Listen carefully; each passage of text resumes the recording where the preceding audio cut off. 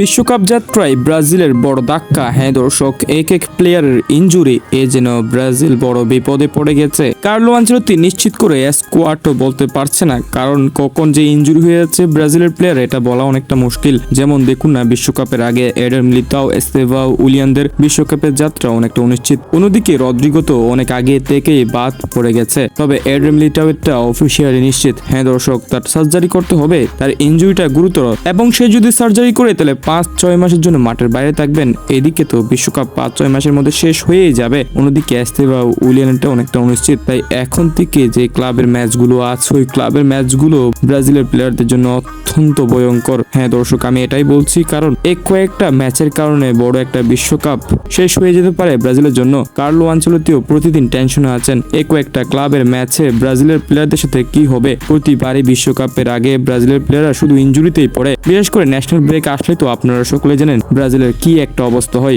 দর্শক, এখন নিশ্চিত এডার মিলিতাও এবং রদ্রিগো খেলতে পারবে না। অন্যদিকে এস্তেভাও, উলিয়ানটা অনেকটা অনিশ্চিত যে তিনি আসলে বিশ্বকাপ খেলতে পারবেন কি পারবেন না। তবে কার্লো আনচেলত্তি সর্বশেষ সাক্ষাৎকারে বলেছেন নেইমার জুনিয়রকে তিনি বিশ্বকাপের স্কোয়াডে নিয়ে যাবেন, কিন্তু কার্লো আনচেলত্তির কথার সাথে কাজের মিল আছে কিনা সেটা স্কোয়াড ঘোষণার সময় দেখা যাবে।